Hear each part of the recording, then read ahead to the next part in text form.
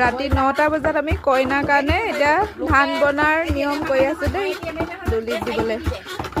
চাই লওক আমাৰ দিয়ে দি এইফালে চাই থকা মানুহ হেল্ল' সকলোৱে খবৰ নিশ্চয় ভাল ন মোৰ ভিডিঅ'লৈ স্বাগতম জনালোঁ মোৰ ভালেই দেই আজি হৈছে 4 দিনীয়া গা ধোৱাৰ নিয়ম ভিডিঅ' দিব পৰাই নাছিলোঁ নহয় এডিট কৰিব পৰা নাই যে সেইবাবে দিব পৰা নাই আপোনালোকক দিম কৈছিলোঁ নহয়নে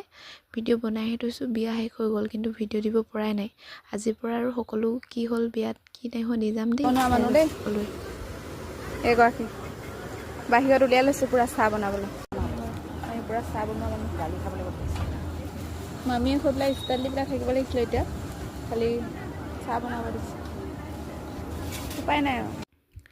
আৰু এইফালে কৰি গোপিনীহঁতে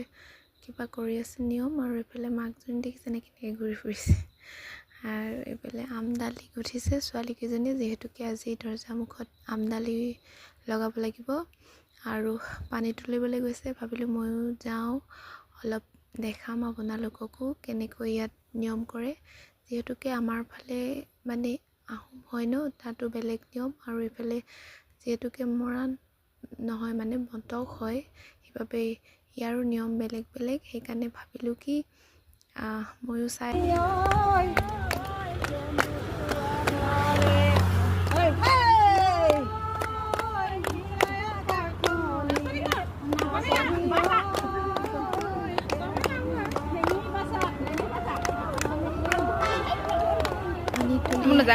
কইনা গা ধুৱাবলৈ উলিয়াই ল'লে মাহ হালধি লগাব লাগিব যিহেতুকে